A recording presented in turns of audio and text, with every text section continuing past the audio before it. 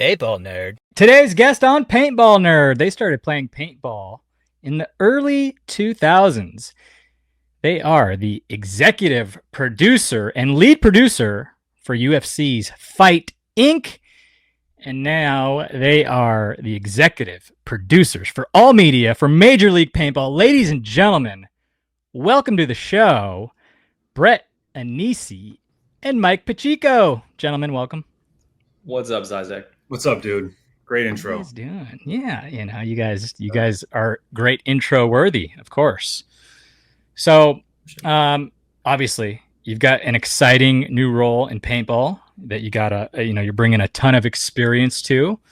But let's start off here from the beginning. Let's go back in time a little bit here. And Brett, let's start with you. How did you get into paintball?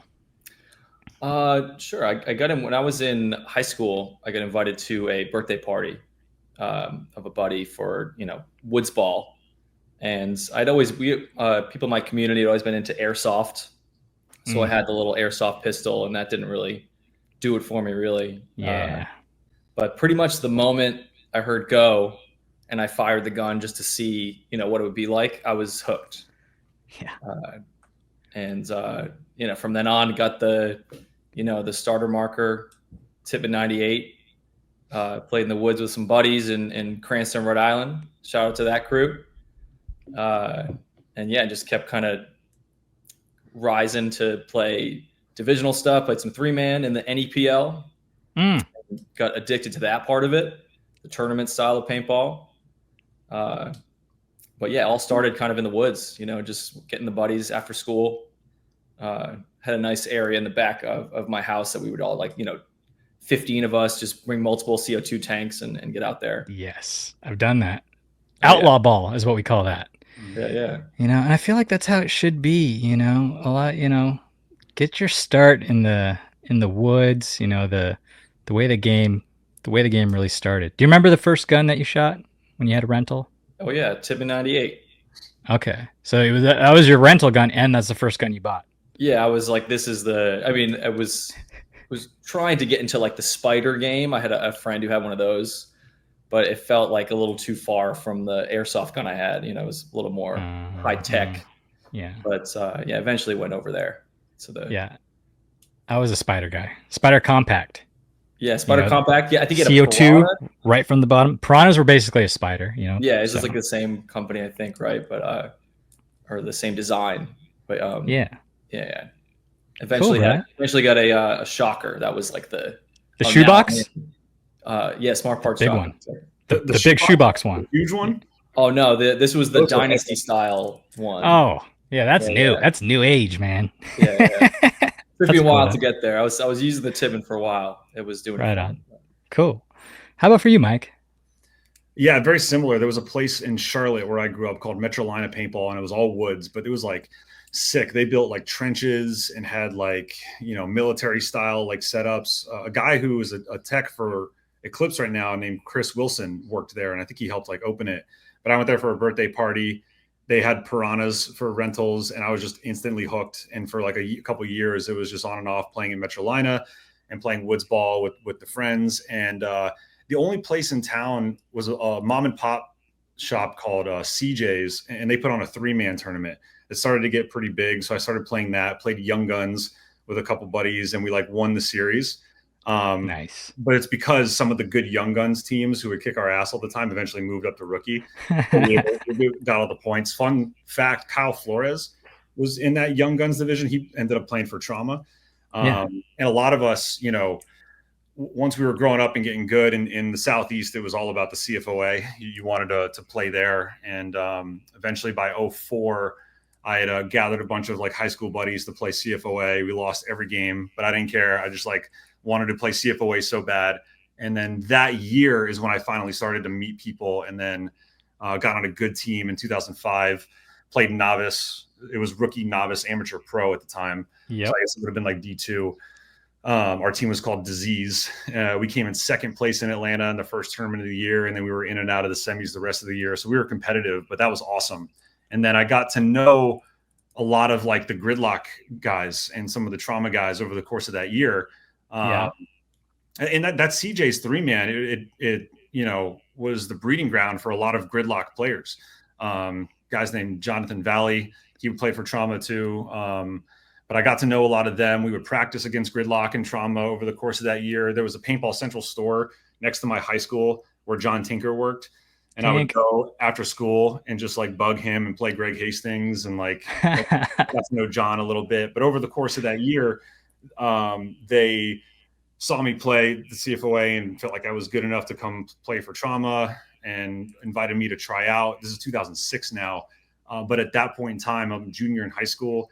And, my parents, who were very supportive in me playing paintball, bought me a Piranha, then a Gen X3 autococker, then a Z Intimidator, and then a DM5, paid for me to go play and do all this stuff and be active. But skipping school and skipping football and skipping lacrosse was not going to happen for paintball. So by that point, if I was going to play for gridlock or go down the route of playing PSPs, I just couldn't do it because I wasn't going to be in a position to miss school. So, it was like the night before the tryouts. I think I hit up John or someone. Just like, I'm not going to make it. I won't be able to play. So did a couple CFOAs over the course of 06, and then like varsity sports and life took over the next year. I went to college and kind of stopped playing after that. But that was my kind of paintball story, and very much lived it, breathed it, obsessed with it.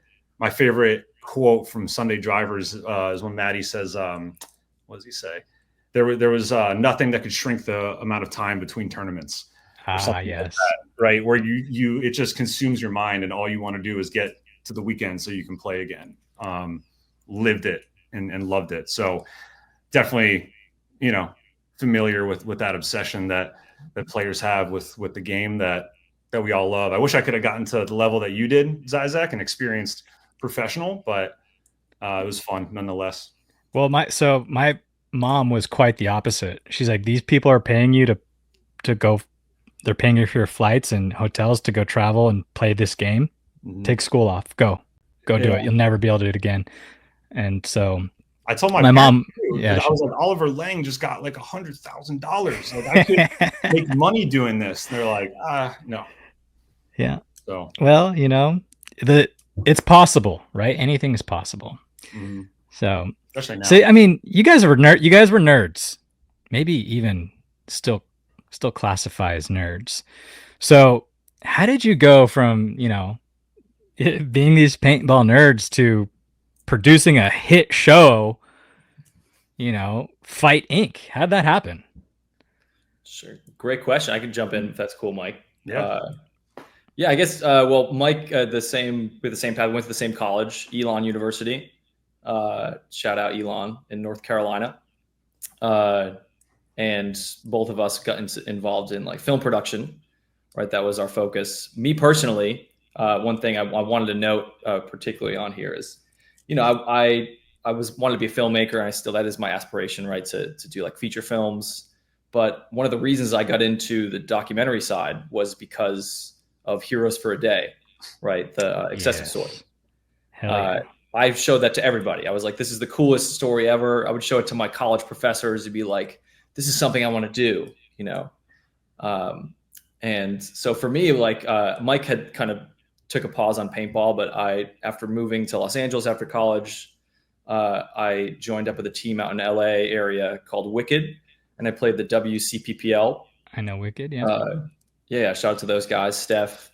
And we, play, basically like in between doing PA gigs, like production gigs on like silly commercials and short films, I would, be driving out to Camp Pendleton, still kind of chasing the dream, playing Division III paintball.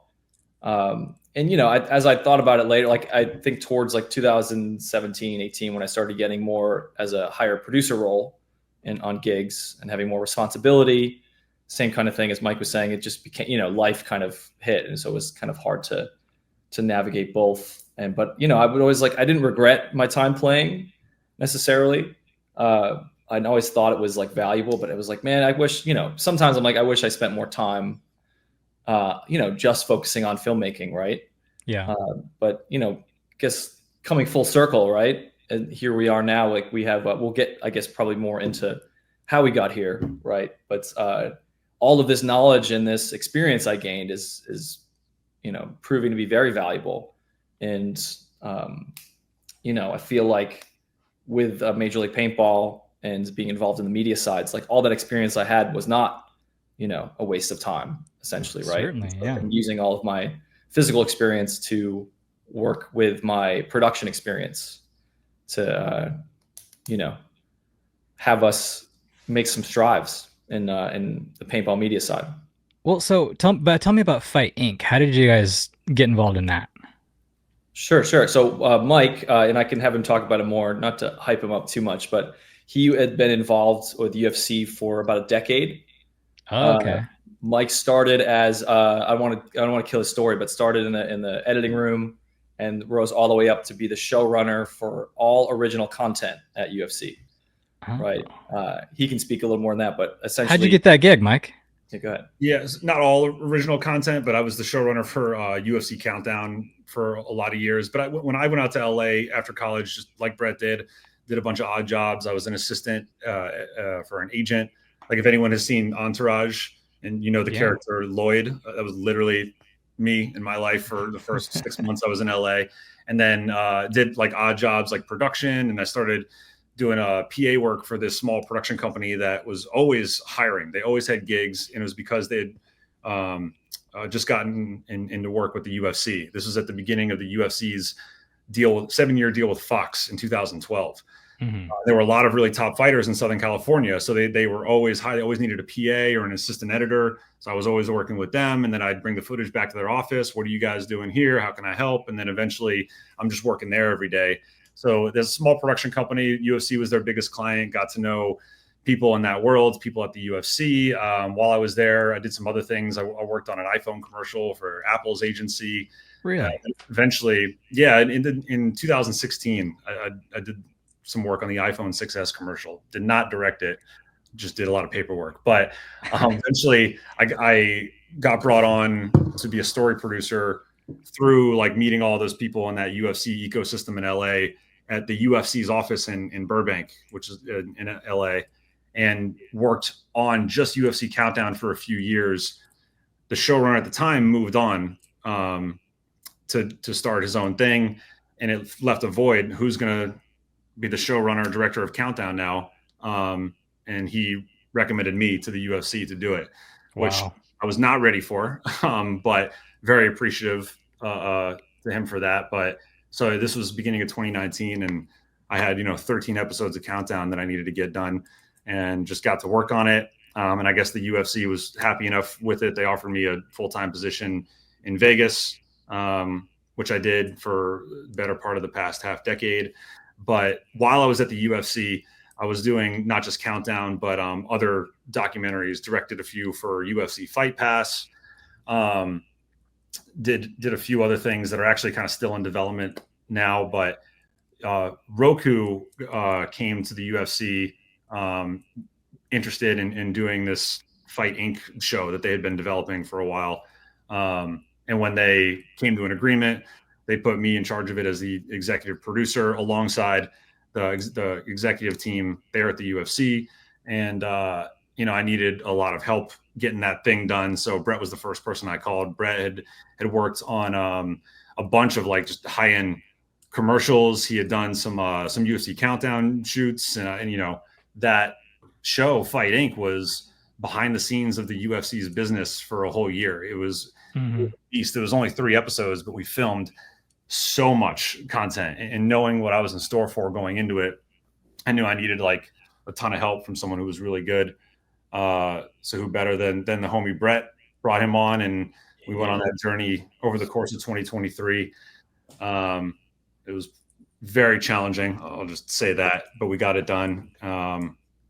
With the help of a lot of people at the UFC, obviously, as well. That was like a global effort, really. Tons of people at the UFC who are still there now. Tons of people all over the world, but got that done, aired in early 2024.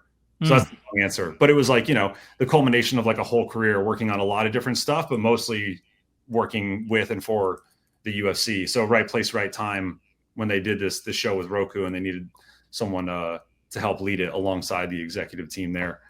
Yeah. dove in. So you just had to work your, 10 years and then you became an overnight success. Yeah, exactly. Exactly how that. I will note too. This is something like obviously Mike skipped this part, but dude was obsessed with fighting. So that's like one of the reasons that his interest, right, in the sport really helped that. Are you a fighter, Mike? You know how to throw some punches? Yeah. No, I've trained, but I would never. I got to the point when I was taking Muay Thai where I felt like I was getting pretty good, and I started sparring, and these guys like kicked my ass badly. Like, I'm never gonna be a fighter, that's for sure. No, dude. Fun to train. So when I met you guys, you were talking about making a documentary, and I was putting you in contact with a few people in the industry, players, of course. And Scotty from Will Ball for Soup, he had some deductive reasoning and said, hey, UFC is getting involved in paintball. He made a post like that. He's right a lot of the times, but that time he just made an assumption.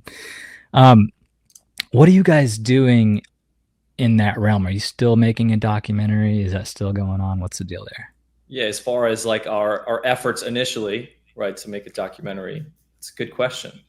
So that is a goal for us. It's something when we initially chatted, Zyzek, which you were very generous with your time and took a lot of calls with us, which we appreciate.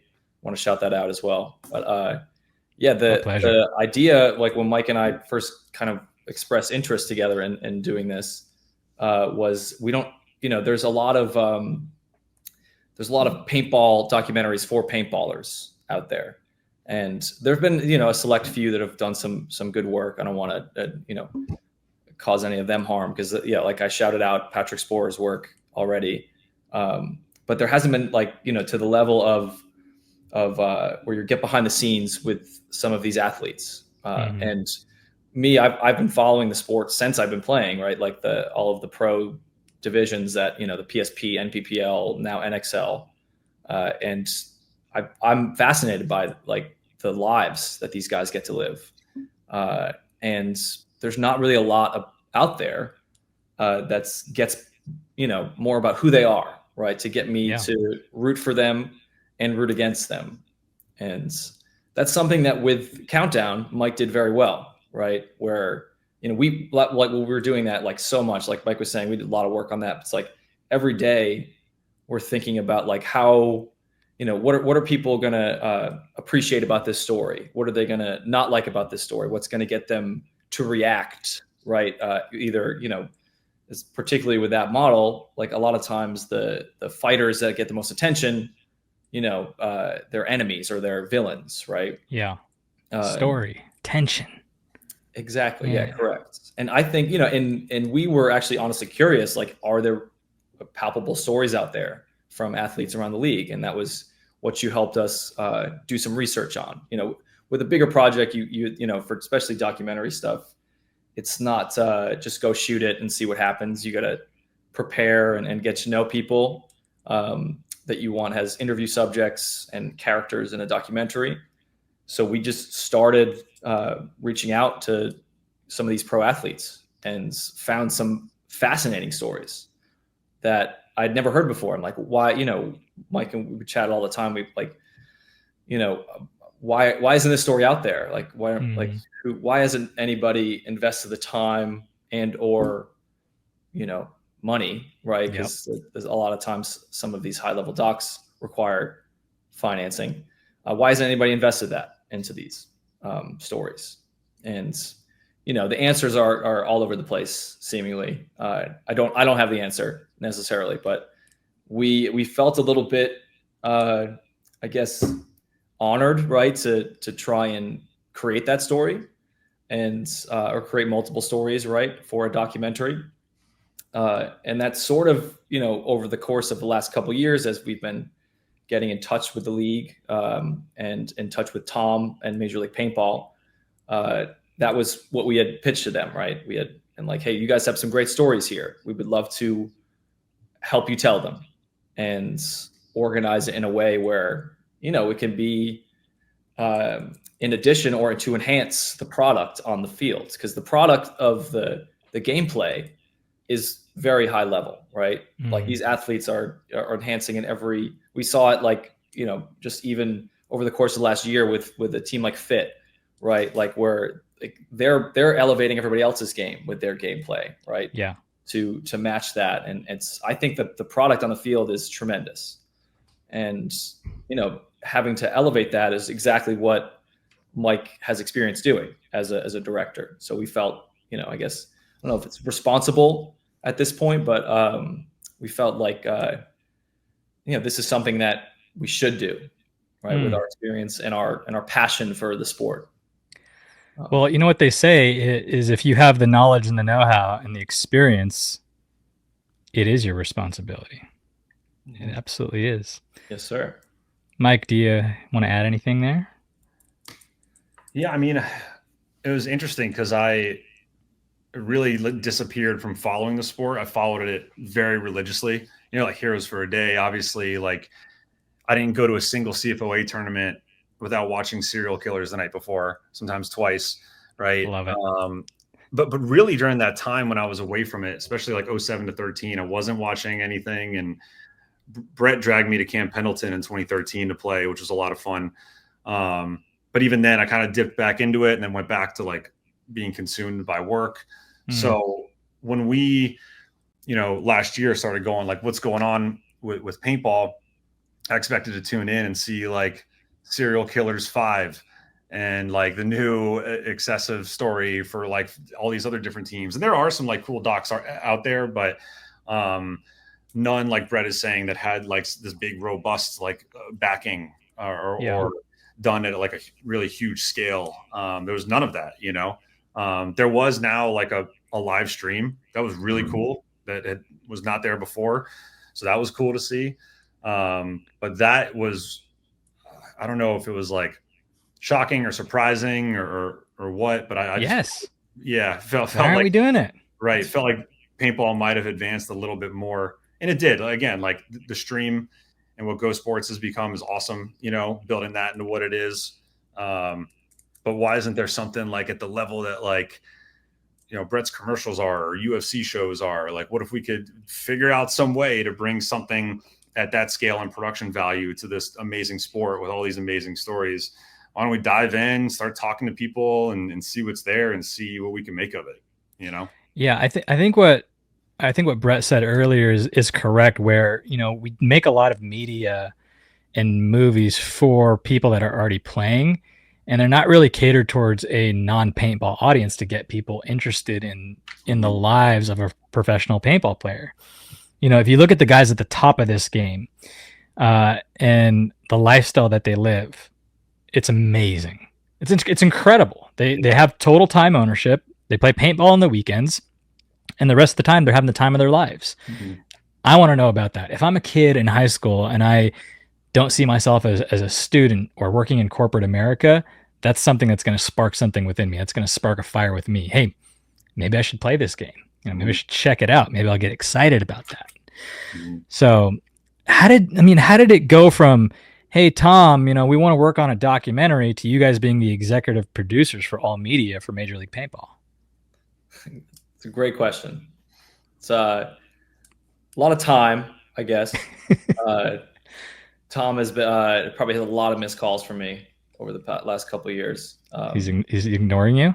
No, not even so much that. Tom is great. Which, maybe sometimes he was. I don't know. Yes, he's been a great supporter of us, so I don't want to give any negative impression of him, and has given us this opportunity, you know, as the president of the league. But yeah, I mean, we honestly just like hounded those guys. Like after we made an initial pitch in Vegas of last year, and I think that's when the rumor mill started. That's when we met. Yeah, exactly. Yeah. And we met Maddie there too, and then some of the other like chief people around the sport. And you know, we pitched them our big ideas, and right around then, that was they had signed the they couldn't really communicate with outside vendors from a confidentiality standpoint because there was that Osho show that they were putting together. Right. They had a production that was happening. I think it was Atlantic City last year is when they did it. So, you know, it was like we sort of could have been discouraged then, right? But after that production went and it, you know, it aired, and they're like, the sort of continued down the same path. We made another effort towards the end of the year, and we showed up at World Cup in last year and made the same. Like, we kind of shifted our focus too. It's like, hey, we understand you guys aren't, willing to, to fully back us on something like this. Like, what if we back it and we work with you on something like this? And still kind of, a little bit hesitation from everybody, because we were asking essentially for, to everybody take a chance on us. Right. Yeah. And, resources.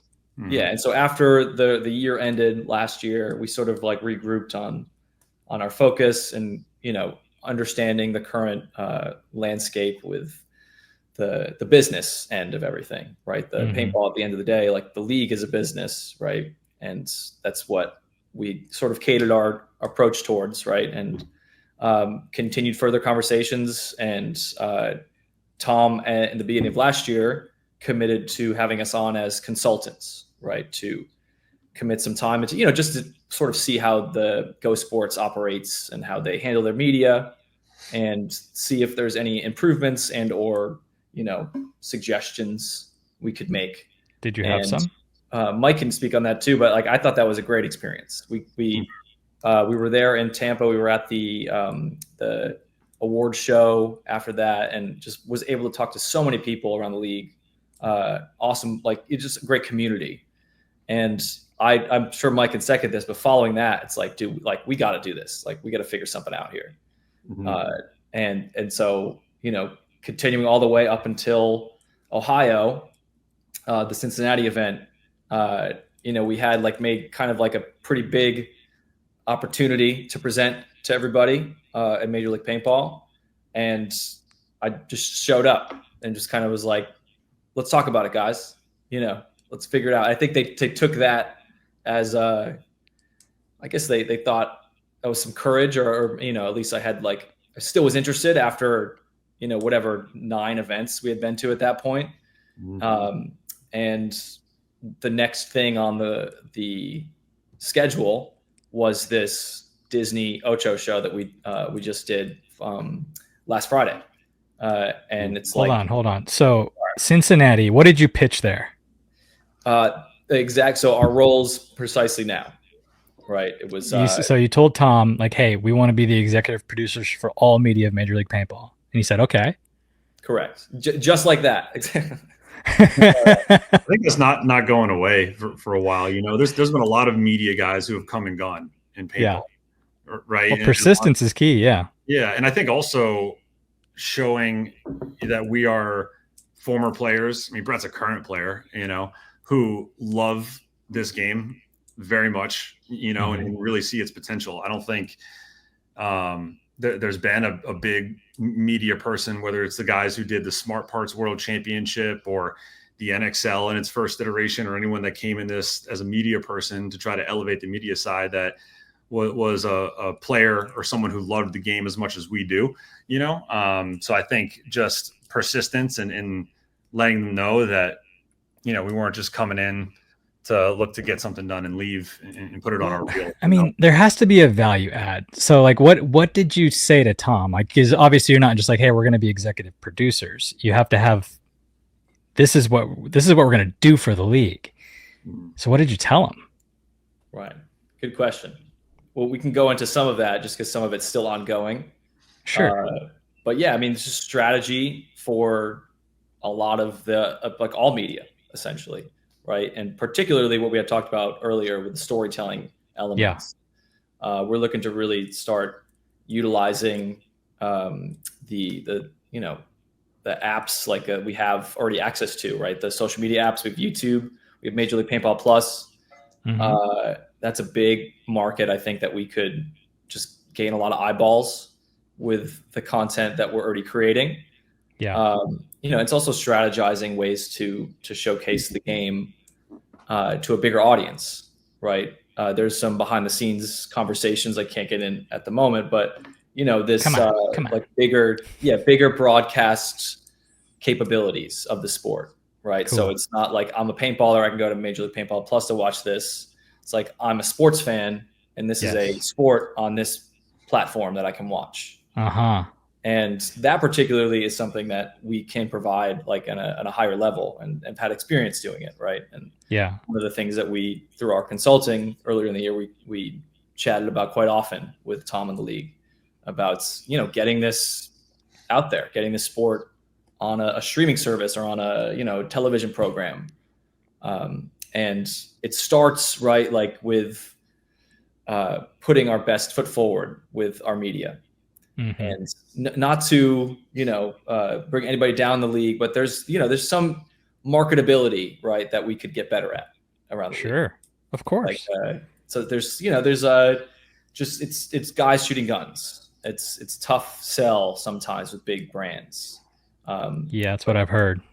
Yeah, but if you cater the media product, or it's very athletic based, and you showcase the excitement as well as the interest in the stories, and we look legit to someone who just goes on our website, it's a lot easier to have those conversations. With bigger streamers, and I think we're getting there, honestly. Like that, it's not like it's in a bad place and we're going to fix it. I guess I don't want to give that impression, right? There's been a lot of progress through the years, but I think, just from our recent experience, it already feels like we're in a position to make progress, and it's a little bit, it's sort of on us now, right? To like pressure's on sort of situation, and it's a good place to be in, because pressure creates diamonds. That's right. Sure. So was the Ocho thing, the 3-man, was that your brainchild? It was not, no. So that was the league's endeavor with this 3v3 division that they're starting. Yeah. I'm trying to not speak too much, like, 'cause there's some non-disclosure stuff I'm trying to hold on to, but essentially the idea for Ocho was to give them an easy up, easy down type tournament. And they gave us as far as setup is concerned. It was essentially like something we could do in an hour, right? They gave us a 1 hour live television spot. Gotcha. And 5v5 X ball, it's pretty much just one match could be within that hour. True. And the league decided that to try and get more teams out there on a program like this, is to create an entity like the 3v3 that's suited more for TV, for people who haven't seen paintball before. Mm-hmm. Right. So it's easier to follow just 3 guys on a team rather than 5. Right. And easier to follow the action when it's, a 2-on-1 versus 4 people holding down, 2 guys stuck in a spot for 5 minutes, which I find exciting. Right. But a general audience who doesn't know what's happening, that was, I guess, the intention with the 3-man being the tournament style. More carnage, more movement. Yeah. And that definitely happened. I'm sure you watched the ESPN show. I thought it was great. It looked great. I think Maddie and Todd did a phenomenal job on commentating. It was really well done. I think I'm an old guy, so it's like I'm more of a fan of the tension buildup of something like a 7-man format, where it's like you're working towards this final game, and it's the finals. It's 7-on-7, and that one game is for first place. And one false move could cost you first place. One amazing move could get you first place. That's what I like to see. It's like the 3-man felt like X-ball on steroids type deal, like super fast, right? But super entertaining to watch. So I'm kind of torn, because I don't know if I'd like to. I don't know if I'd like to play that.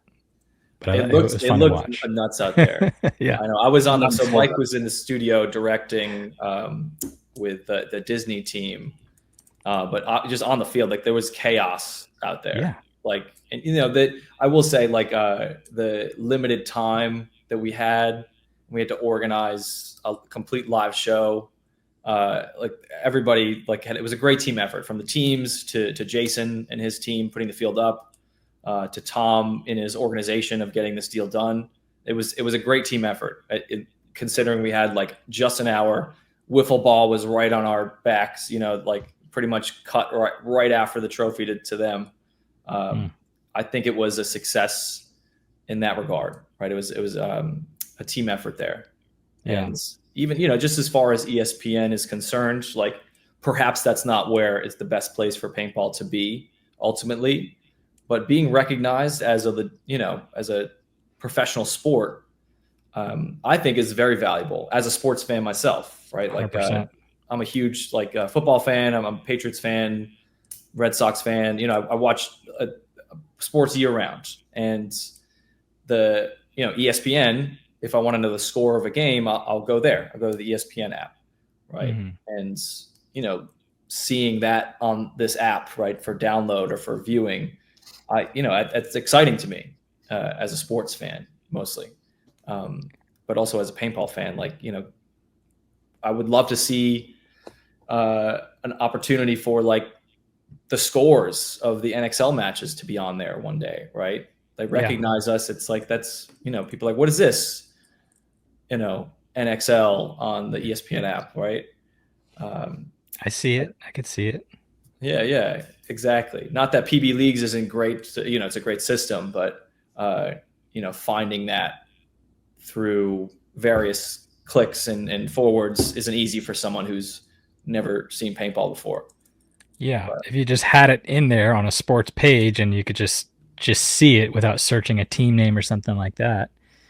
Why did you bring that up, Brett? Is there anything? Is just things going to change there as far as where to find scores and all that? Yeah, that's an effort we're making. I guess you had asked earlier about ways that we had been pitching to the league about ways to increase the viewership, and Mike has been obviously UFC is owned by ESPN, and so he has a few contacts he's made throughout his career that kind of guided us towards those potentials, right?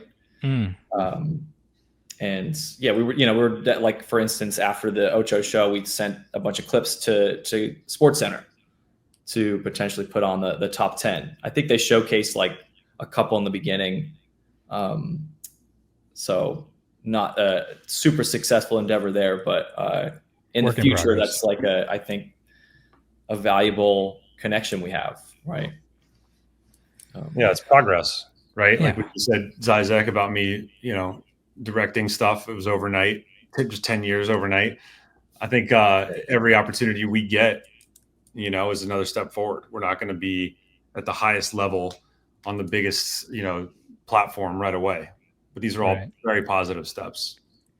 I mean, as someone who obviously loves paintball, the way that I love paintball, I would like to be able to view the sport in a way that I already consume media, and that is 100% streaming. One of the challenges I had with the Ocho show is that,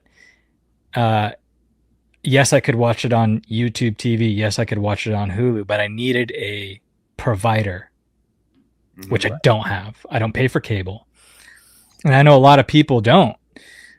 So I had to watch it on a friend's phone because he did. But I think the majority of people, and maybe this is something to bring up, the majority of people don't have a cable provider and don't have access to it. So if we want to get paintball in front of as many eyes as possible, we have to put it in a place where it's undisputed. Like there's no barriers to watching it. Like they're going to be able to see it if they have an internet connection. Mm-hmm. Everyone's got an internet connection, even if they don't pay for internet. They got phone with 5G. So if they can watch it on YouTube, then they can watch paintball.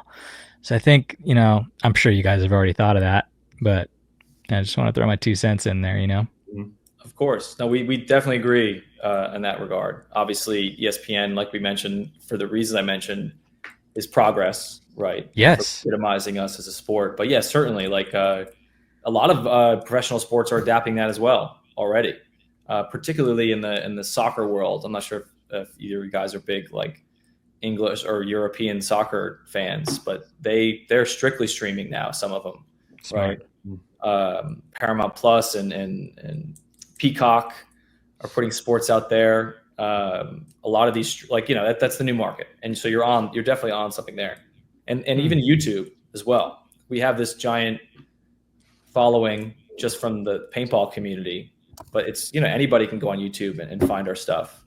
And we have a lot of our matches on there, which we've been trying to, over the course of the last few weeks, we've been posting our matches as individual matches rather than split deck, just so they're easier to find and watch. Yeah.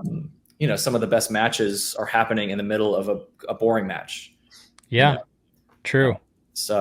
Which, if you want to watch the boring match, here it is too, right? But that's, I guess, some of the goals we've been trying to put forward, right? Like that particular, putting us on streaming more, I guess would be. I think the split deck came as a result of like a scheduling thing, like because Darren has been talking about that for a long time. Like, well, one of the things that we could do to improve the viewing experience is get rid of the split deck, but then that messes up the schedule of the whole event. So it's kind of like a necessary evil type thing. But for the prelims, right? I mean, I think, to show our hand a little bit. I mean, they already do it. Like the finals is one game.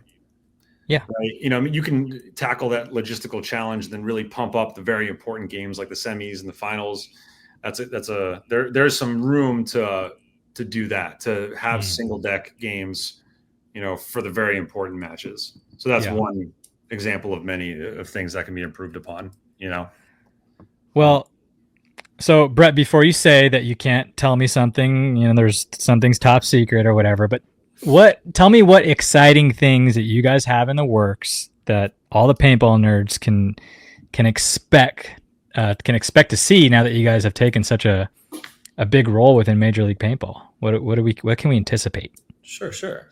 I've one small example that already went live. Tyler Harmon worked on that beautiful promotional piece with us. Amazing. So Mike and Mike creative directed that, and I directed it on the field over here in ASG. Creating hype, right, for these tournaments, Perfect. These big moments, big matches. I don't know if you noticed, the last card there is World Cup finals, right? It's still down the line, but the idea, I guess, for doing more of those type of promotional pieces is to build hype around the biggest matches that we have. Yeah. And right now that is the World Cup finals, right? That's the most tension. It's the most excitement, biggest stage, fans everywhere. You got those dudes flexing in the stands. Like that's what paintball needs, right? Like fans, like to become a legitimate sport. So that's one way that we're already, putting into action. So one of the cool things about, like, for example, a fight, when you have a main card fight, it's like you're marketing these two guys that are going to be going at it in 6 weeks. And, you're building up stories. They're talking shit to each other, blah, blah, blah. And it's building up tension. How do we do that with paintball when that matchup isn't determined until World Cup at the finals? How do you build that tension? That's a great question. I don't know if you want to take that one, Mike, because we're still working on that part of it. Yeah, but there's ways to do it. I mean, you can build that within the event week as well. So UFC is incredible at promotion, and they have a long runway. They'll promote a pay-per-view event for a month. They know the fight that's going to happen, right? We don't know the finals, but I think building some runway and some breathing room leading into the finals to give yourself an opportunity to promote it is one thing that you can do. I think they separate it from the last semifinal game by a few hours sometimes, but Brett and I are working on some ways to, within the event week, create opportunities to promote the games. So that we're working on. And then just to, answer your question about what we're working on, like whether it's the commercial or it's the live event, like Dallas and World Cup expect some, pretty high level stuff. It's going to be like what? Improving upon what they've built. Like I was saying when I came back into like focusing on paintball that there wasn't like a Serial Killers 5 and stuff, but it is like awesome to be a paintball player and a paintball fan. Like they're all the games are streamed. If you scroll through Instagram, there's tons of like sick, like once I started following all these accounts, I was like, oh my God, this is awesome. Like, as a paintball fan and a consumer, like, there's never been a better time.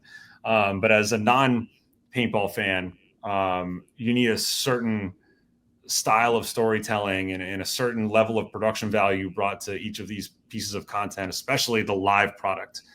So in Dallas and at World Cup, we're going to implement a few things that we think will be very appealing to people who just like sports, people who, do licensing deals with sports. So tune into Dallas and World Cup, I would say, to see where the most market improvements are going to come from. Because once that product gets even stronger than it already is, take this thing to the moon, hopefully. So where will we be able to see these improvements on the Major League Paintball Plus app, or where will we see these improvements? We're focusing on certainly, definitely. We have the app as our, it's essentially our pay-per-view market, right? Like for the premier games. But for the promotional materials, we want to put that stuff, make it accessible for everybody, and YouTube is a great platform for that. And we've already, Darren and his team have done a great job throughout the years. I want to shout that out. Arthur too. Arthur's been directing some of these Road to the Championship documentaries that you've seen. There was a great one on Fit that started the year, and utilizing YouTube, I think, was a smart move on their part. But there's just not enough. Like we have so many athletes out there that have great stories and are willing to do this. That's one thing too. I need to go backwards in time. Talking earlier, you had introduced us, everybody, some of the key athletes around the league, and pretty much everybody was very open to talking with us and excited, right, for the opportunity to get their story out there. Particularly some of the guys who are, as we know in paintball, a lot of the better pros are, older, right? Yeah. So giving the opportunity to them, I feel like we're honoring them too, right? By, giving them this opportunity to tell some stories. So yeah, using the YouTube, to go back to your question, is a great platform. And eventually I think something like Hard Knocks or Countdown, right? What you can do is, once you have a program that people tune into that is consistent, right? So every event, we have a lead up program to promote it, that's telling stories, then that becomes its own thing. And that also can be syndicated and streamed somewhere else. Similarly to how Countdown is on ABC and Hard Knocks is on HBO, right? They're not exactly promoting they're promoting the fights. They're not showcasing the fights though, or the football matches, right? So that's one way, is utilizing what we have available to us where people can access it. I'm excited. I think you guys are going to do great things. I'll tell you, from what you've shared, I can only imagine. I would like something to sink my teeth into, but I know you can't share too much. Sure. But why don't you just go ahead and share anyways? Tell me something special. Stay tuned. Well, how do you guys, okay, let me ask you this. How do you think what you're doing and what you have planned will impact the industry as a whole? Like from the business side, you think, or just overall? Overall. Well, the business side too. You don't overthink it. Just sure. Yeah, I guess I'm just trying not to have us sound overly confident here, right? Do it. That's what paintball players are all about. Right, yeah. No, and I'm probably still on that. I just played Nightball last night at ASG, and it was how was that? Fired up. It was cool. It was it's usually a bigger turnout. There were still a lot of bodies there. Like Mark and his team were all out there. Play with a couple Aftermath guys. Glow in the dark paintballs? What's that? Was it glow in the dark paintballs? No, they were talking about doing that. It's pretty soon though. That's just Nightball. Is there lights on? Yeah, just lights. So yeah, okay. There's a couple fields in SoCal that do it now, because Fit had all those like awesome videos that were going around of the glow ball. I think everybody wants to try it. That's the thing. You got to, with Nightball, you got to have the glowing thing. That's what adds to it. That stuff is awesome. The glow ball clips. That is so. Dude, cool. Talk about like getting views. That stuff does very well. It's just awesome. It's visually appealing. Social media is a great place too. So, yeah. But to how we're going to affect the industry, I guess, with our confidence in what we do is how we got here now, right? To be, professional producers who, I've done I've worked with Google, Verizon, Netflix, ESPN, top brands. I guess the confidence of the work I've done in the past gives me the confidence to impact, the future of this sport. And I feel like there are going to possibly be ways where the industry will change, right? And I think it has to in some areas. I won't go into specifics, but why not? Well, I guess we're still getting to know everybody. I don't want to, there's I guess an overall statement is there's a lot of, from my experience, like as a sports fan, there's a lot of negative connotations out there, right? Like Mike said, he was on a team called Disease, right? I go to an executive trying to get our streaming out there. It's like, hey, we got Team Disease coming up, right? Like it's just part of the paintball community. And I understand it, but those are things that we think are not the way forward. If we are, that makes sense. Yeah, and that makes a lot of sense. Yeah, and so it's like it's removing some of those elements, making us a more marketable business. That's something I'm very confident that we can do based on everything we've learned over the last couple of years, even, and just our passion for like the game as a an exciting sport. Well, so with Fight Inc., what did that do for the UFC? Mike, you want to take that one? Yeah, I mean, as an industry, what did that do for that industry? There's some people who work on the top floor of the UFC building who are a lot smarter than me, who could probably tell you why that was such a great idea and had such a great impact. But I think it just comes down to just building the brand. Like the UFC is not just a fight promotion. They're like a media content machine. They're like a studio, and the more high-end content offerings you have, and the more you can give to your audience and your viewers, the bigger you're going to become, right? So an all access behind the scenes documentary series, I'm sure was great for their fans. I'm sure it brought in some new ones being on Roku. I can't quantify that specifically, but I think in general, that's the method, right? Put out good stories, good content that your fans can come to know and love and rely on. And I think that's something that you can build with paintball too, because with paintball, the ingredients are there. We just got to grow it and execute it a certain way, and that's, I think, like, to answer your question about the impact we're going to have, like, this is, an investment in improving the media side of paintball that Tom and the ownership group are really keen on doing.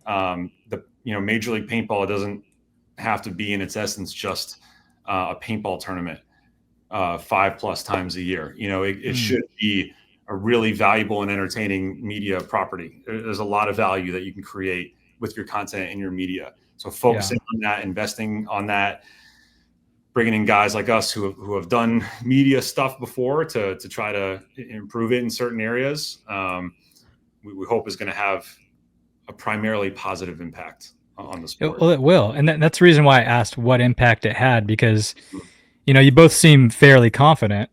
The definition of confidence to me is not positive thinking, but it's positive knowing based on prior experiences of success and doing exactly what you're trying to do. Where most of our confidence comes from too is execution, right? That there's all kinds of strategy, right, that everyone's trying to figure out as the world changes and the way we consume media changes. But I think our confidence comes from, producing and directing the content and the product. We've done it at a really high level before. So that, I think, is where our confidence comes from. Like when I say tune in to Dallas or World Cup, or when you look at that Harman commercial, right? That stuff's going to be really cool right away. And then the impact is going to be, a constant work in progress. But good. One of the most detrimental things that's happened to paintball media, and I don't know if you guys can do anything about this or not, but look into it, is for the past 3 events, there's been a void in paintball media. Do you know what that is? Does Brett know? Are you I asking don't if we know. know what the I'm reason is asking. for the You're voice? I'm asking you if you I'm guys not know what the sure. void is. Uh, Would you like to know the void? sure. Sure. It's the absence of paintball nerd at Major League Paintball tournaments. I have So- noticed that absence. You have, okay. Yeah, well, mostly you were very active in the pits with the players anytime we were over there, and I believe it was AC. I don't think you were there, right? The past 2 or 3 events, I haven't been there. Yeah. Okay. So push Is the that a pitch? buttons, Is that talk a to some people. That's a pitch. That's an indirect pitch. Get me Okay. out there. Hey man, Yeah. we had said at the beginning, we obviously appreciate what you do, and you were one of the first people we wanted to talk to, right? When we jumped into this, and I believe Maddie got us in touch with you. So shout out to Maddie for making this connection.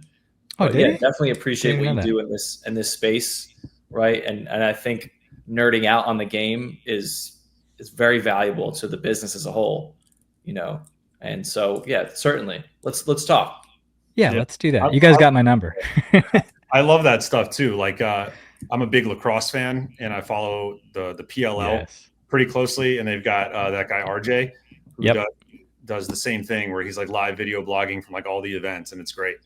That's what Darren, he's like, you should do that like this for paintball. That's where a lot of the style comes from. So Yeah, that's cool. What do you guys think paintball's, like the industry's like main challenges are?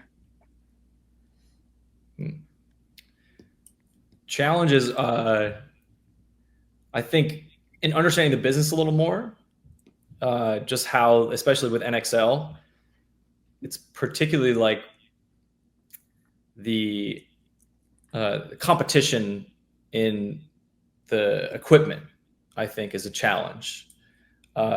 Not to say that it's not valuable for the companies, right, that are creating these, but particularly like as, for instance, right, there's one company that makes the NBA basketball, Yes. They're sponsored like cleats in the NFL. Yes. Right? When we legitimize this further, that stuff is going to have to, unfortunately, be monopolized by single companies. And the official marker of the Major League Paintball will have to be. Exactly. Like the official, like, whatever the company is making the paintballs, right? The official paintball. Yeah. Oh, that's going to create problems. That's going to create waves. And we talked about this a lot. And Tom, who's actually like, he's thought about this a lot more than people understand, I think, that particular issue. Because anytime we come to him with like, cool, like what if we limit to 2 pods? Like, oh, you're going to piss off all the paint companies. Like, well, it's hard to police that too. One mask or something, right? That I think it's not like the next step, right, for us. Like Mike said, we're just kind of laying the foundation right now, but that is, I think, a potential challenge in the future. Because you create situations like a lot of people who've been around for more than a decade, like us, NPPL and PSP, where you get 2 leagues, and if you have 2, you don't have 1, in my opinion. Mm-hmm. Yeah. That's, I think, one challenge. There's a couple others, but we already spoke about the names. Yeah, the negativity necessarily not being the best for the sport. What do you think about, when you go to events, and a lot of the times, most of the time, for people that are outside of the the pro level, this is a release. This is kind of like a vacation. They're going and they're blowing off steam. They might be drinking beers in the pit. They might be smoking. And I think, as much as I believe in freedom and you being able to have that release, I think if we're trying to promote this in a way, it's a tough sell. You walk in a mom through a paintball tournament and she's smelling things everywhere. It's a tough thing too. Yeah. Sure. That's a tough Yeah. one to remedy as well. But I mean, Yeah. Brett and I talked about this too. There was at least one point at World Cup when we walked by the stands, and this gentleman was cheering on the game and saying, pin him down and do this very inappropriate thing. He was saying, I won't say it, but it was just like, He's quoting a movie. Yeah. I mean, yeah, it was, not something I would want my kid to be next to and hearing. If I'm like a sponsor or a network and I come in and I'm hearing those type of things, I'd probably be turned off by it. You're going to get that in a lot of sports, like fights break out at NFL games and stuff. But sure, there's certain elements of it I've experienced at a paintball event that I haven't experienced elsewhere. Easier said than done when you try to remedy that stuff. But totally. Yeah. I think to that point too, Zyzek, what paintball has uniquely right now, which I think is something we should change eventually, and this things like individual events like the ESPN show can help, is the fact that all of the community is there, right? It benefits the league as a business tremendously. All the paint companies are out there, all the sponsors, everyone's out there, right? Mm-hmm. But also, the professional sport we have needs to be elevated above that, I think. Mm-hmm. And it definitely can be, like, to counter the example that I just gave, like if you're in the stands for the last World Cup watching that Fit Impact game, like that's incredible. Just that's an amazing live sports entertainment experience, so the material is there. Yeah. We don't have to figure out how to make paintball exciting as a sports product. You just got to package it a little differently. Yeah, I think we have all the ingredients, all the necessary ingredients are there, but I don't know if the recipe is, if that makes sense. Mm-hmm. For sure. Just need the right chef or something, right? Yeah, you guys are the chefs. There you go. Get to cooking. Let's cook, man.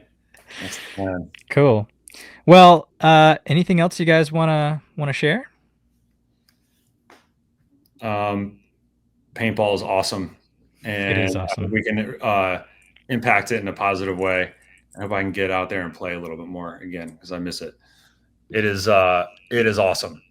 Getting back into it this past year just reminded me what I loved about it so much. So we're very fortunate to be in a position to impact it in a positive way, and that's the goal. That's the plan. Brett? Yeah, I second that, Mike, too. And what paintball has done for me personally, and probably a lot of people around the sport currently, I think I wouldn't be able to get anywhere else. It's just so unique. And team building. I mean, Mike and I, we act as a partnership, right? A business partnership. And a lot of that comes from our teamwork mentality. Yeah. And I think there's like a lot of lessons to be learned for youth, for, just as a human in this sport. And it's honestly, like we had said before, like we feel sort of responsible in all of this to try and take this. And I don't, just to be a little cocky again, I don't know if there's anybody else as suited as us two, right? With our production experience and our paintball knowledge. And that fires me up. Confidence. I'm very excited to take this further, because when I was watching this in 2005 on ESPN, I was like, oh man, I'm going to do that one day. It was like only thing I thought about. And then seeing it where it's at now, I want to get that excitement back for a new generation. And yeah, it starts next couple events. And yeah, as Mike said, just tune into Dallas and World Cup. We'll start putting some fun stuff out there for everybody. Awesome. Well, hey, I want to thank the show sponsors, Lumi Gummies. Go to lumigummies.com. Use Paintball Nerd at checkout. You got to be 21 or over. Don't mess around. PB Retro, get the coolest JT gear. Link in the description below. Click it, buy some stuff. The Farm in Shelbyville, Middle Tennessee's best paintball field, and Planet Eclipse for making the greatest mechanical paintball marker of all time, the CS3 Pro. Thank you, Planet. Brett, Mike, anyone you guys want to thank? Shout out to Chris Wilson if he's still at Planet Eclipse. It was great reconnecting with him after 20 years. He was on my team, Disease. Ran into him at a tournament. Terrible name. Terrible. Bad for the sport. So we were part of, yeah, it was bad. So we were Pain Inc. And Pain Inc. had 2 teams, Disease and Plague. It was rough. But we were good. I actually like that. Plague is kind of a hard name. Yeah. That's good. Maybe back in 05. Yeah. But yeah, thanks for having us, man. Yeah, Absolutely. Shout outs. Hi, Mom. Thank you, gentlemen. Famous. Hey, thanks, Zyzek.